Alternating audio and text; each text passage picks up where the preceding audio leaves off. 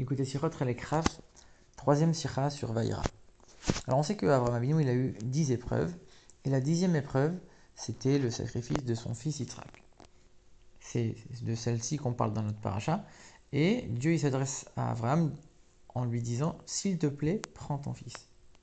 La Gemara elle nous dit que si Dieu dit « S'il te plaît » à Abraham, c'est pour lui dire « Tu as surmonté les 9 premières épreuves, s'il te plaît, surmonte aussi celle-ci, pour que les autres, pour que les gens ne disent pas que finalement même les 9 ne valaient rien. » Et à ce moment-là, on se pose une question. Même s'il n'avait pas réussi la 10e, pourquoi ça voudrait dire que toutes les 9 ne valent rien? On aurait pu dire les 9 il a réussi, mais la 10e elle était trop dure, il n'a pas réussi. Pourquoi la 10e elle te fait remettre en question toutes les 9 premières? D'ailleurs, sur cette épreuve-là, le sacrifice d'Israël, on a une certaine question. C'est que on voit que c'est un passage qu'on va répéter tous les jours dans la prière, et on sait qu'on le répète aussi pendant les fêtes. On nous dit que c'est quelque chose qui sert à protéger le peuple juif, qui sert en tant que mérite pour le peuple juif quand Dieu va les juger. Et pourquoi cet épisode plus qu'un autre? On sait que dans chaque génération, il y a toujours eu des juifs qui ont été prêts à donner leur vie pour Dieu. À commencer par Rabbi Akiva et tous ses contemporains qui ont été tués en sanctifiant le nom de Dieu. Et dans chaque génération, finalement, il y a toujours des gens qui sont prêts à donner leur vie pour Dieu. Et c'est encore mieux, puisque Avraham Avinu, Dieu lui a parlé directement. Donc c'est normal que quand Dieu te parle, tu fasses la chose. Mais tous ces autres juifs dans chaque génération, Dieu leur a pas parlé. Et pourtant, ils ont quand même donné leur vie pour Dieu. Alors on pourrait répondre que c'est vrai que Avraham Avinu, c'est pas lui-même qui s'est sacrifié, il était prêt à sacrifier son fils. Et c'est plus dur de sacrifier son fils que de se sacrifier soi-même. Mais même ça, c'est pas valable parce qu'en vérité, on voit qu'avec l'épisode de Hannah et ses 7 enfants, et on sait que les 7 ont été tués en sanctifiant le nom de Dieu. Et de la même manière, en chaque époque, il y a aussi des gens qui ont été prêts à mourir avec leurs enfants. Donc, quelque part, c'est pas une réponse satisfaisante. Alors, le Sefer Ikarim, il donne une autre réponse. On pourrait dire que la grandeur de l'épreuve d'Abraham par rapport aux autres, c'est que Abraham n'était pas obligé. On voit que Dieu, justement, lui dit, s'il te plaît, sacrifie ton fils. Ça veut dire que je t'oblige pas, mais s'il te plaît, fais-le pour moi. Parce que quelque part, Dieu, il avait promis que Yitzhak, ça allait être la descendance d'Abraham, qu'il allait faire de Yitzhak le peuple juif. Donc Abraham, il aurait pu répondre à Dieu, non, mais tu m'as déjà promis, tu as déjà prévu que Yitzhak, il allait devenir le peuple juif, tu peux pas le prendre. Donc quelque part, Dieu, il lui dit, s'il te plaît, je t'oblige pas, je sais que c'est pas possible, mais s'il te plaît, fais-le pour moi. Alors que tous les autres juifs dans chaque génération, quelque part, il y a une certaine obligation de se laisser tuer pour sanctifier le nom de Dieu, quand on nous oblige à faire une des 3 fautes qui sont les plus graves, qui sont l'idolâtrie, le meurtre ou les relations interdites. Donc quelque part, tous ces juifs-là, ils l'ont fait parce que ils étaient après le don de la Torah, et ils avaient une obligation de sanctifier le nom de Dieu. Abraham, il n'était pas obligé, et pourtant il l'a quand même fait. Mais le rabbi dit c'est pas une vraie réponse, parce que quelque part, quand Dieu lui-même il vient te voir et vient te demander quelque chose, même si tu n'es pas obligé, tu vas le faire, puisque Dieu est venu te voir te le demander. Et encore plus pour Abraham Avinu, c'est évident qu'il allait le faire. Alors que, au contraire, tous les autres juifs dans chaque génération qui ont donné qui ont donné leur vie pour sanctifier le nom de Dieu, eux, ils auraient pu trouver des permissions en disant quand la vie elle est en jeu, eh ben, on a le droit de transgresser certaines choses et de ne pas se laisser tuer. Donc eux, ils avaient quelque part une excuse pour ne pas le faire et ils l'ont fait. Et Abraham, Dieu est venu le voir, donc c'est Abraham qui n'avait pas d'excuse. Donc cette réponse ne convient pas pour le rabbi. Alors la réponse qu'on peut donner, c'est ce qui est enseigné dans la Chassidoute. On sait que on nous enseigne que Avraham Avinu, sa grandeur, c'est que c'était le tout premier à se sanctifier pour Dieu, à se sacrifier pour Dieu. Et quand on est le premier à faire quelque chose, c'est toujours très difficile, tous les débuts sont difficiles. Alors que quand on a un modèle de plein de personnes qui ont été prêtes à faire une certaine chose, nous aussi, on va réussir à le faire, c'est beaucoup plus léger, beaucoup plus facile de le faire après quelqu'un qui est déjà passé. Mais quand on est le premier et qu'on ouvre le chemin, c'est beaucoup plus compliqué. Et c'est ça la grandeur d'Abraham Avinu, c'est qu'il a été le premier à donner sa vie pour Dieu. Il a ouvert un chemin, il a ouvert une nouvelle idée. Et en ça, il a donné de la force à chaque juif après dans chaque génération, lui aussi, d'être prêt à sacrifier sa vie pour Dieu. Mais quand on regarde un peu plus attentivement, c'est pas vrai.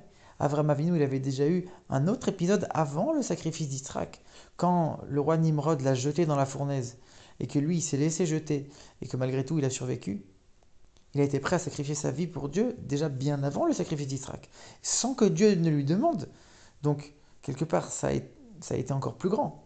Et par ça, il a dévoilé, il a diffusé le nom de Dieu dans le monde entier en disant que c'était Dieu la véritable divinité et que toutes les idolâtries qui existaient, elles ne marchaient pas. Donc la question, elle revient. Pourquoi, encore une fois, on met l'accent sur le sacrifice d'Israël? Parce que c'est vrai qu'Abraham était le premier, mais même lui-même, c'était pas son premier épisode. Alors pour comprendre ça, il faut déjà bien comprendre, ça veut dire quoi donner sa vie pour Dieu? Être prêt à se sacrifier pour Dieu, ça veut dire quoi? Quand on dit qu'Abraham Avinu, il a ouvert ce chemin dans le monde, que ça aurait pas été possible sans lui, qu'est-ce que ça veut dire?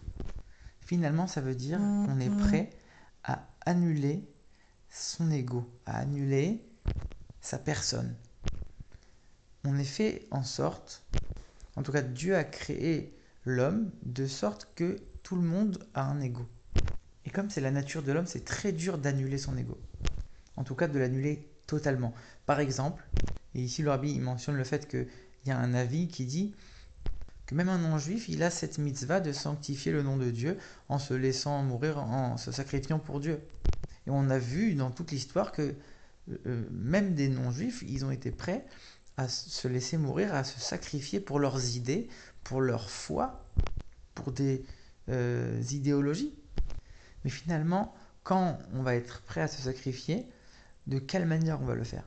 Est-ce que celui qui va se laisser mourir, il va dire je me laisse mourir parce que d'après les calculs que j'ai faits, alors il vaut mieux que mon message il me survive, il vaut mieux qu'on garde une bonne image de moi, que je vais rester gravé dans les mémoires, que en mourant de manière héroïque, je vais devenir quelqu'un de grand, je vais rester dans l'histoire, ou mes idées vont rester dans l'histoire, ou plutôt même une autre manière de voir les choses, c'est de dire je suis tellement attaché à certaines idées que d'aller à l'encontre, c'est trop douloureux pour moi. La mort est moins douloureuse que de me séparer de mes idées. Dans toutes ces manières-là, on a quand même gardé un petit peu d'égoïsme, d'ego. Ça veut dire que on va se sacrifier pour Dieu, c'est vrai, mais pas en s'annulant à 100%.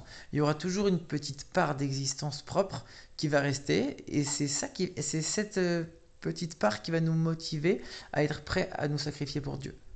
Il y a une logique dans cette démarche, il y a un sentiment très fort dans cette démarche, et donc on n'est pas annulé à 100%. Maintenant, on va comprendre la différence entre l'épreuve d'Abraham qui a été jeté dans la fournaise par Nimrod et le sacrifice de son fils. En se jetant dans la fournaise, Abraham il était prêt à montrer au monde qui est le vrai Dieu, à diffuser au monde entier ses idées, ses valeurs, tout le chemin qu'il avait tracé depuis qu'il était revenu à Dieu. Il allait sanctifier Dieu aux yeux de tous, il allait avoir une grande image, il allait faire en sorte que les gens reconnaissent Dieu. Donc c'est vrai que c'est très grand, mais quelque part il y a quand même un intérêt derrière. Alors que quand il va sacrifier son fils, il est accompagné par ses deux serviteurs, Ishmaël et Eliezer, et même eux, il va se séparer d'eux, il va être seul face à face avec son fils, il va sacrifier son fils, en tout cas être prêt à le sacrifier plutôt, sans que personne ne le sache. Et en plus, il va faire un acte qui va complètement à l'encontre de toutes les idées qu'il a véhiculées, qu'il a diffusées pendant toute sa vie. Et en plus de ça, il est en train de tuer le seul qui va perpétrer son héritage et qui va lui donner une descendance. Donc en faisant ça, il n'y a aucune logique, il n'y a aucun ressentiment personnel, il y a uniquement une annulation à Dieu à 100%. Il le fait uniquement parce que Dieu l'a demandé et pour aucune autre raison. C'est ça la grandeur de cette épreuve, de la 10e épreuve d'Abraham Avinu.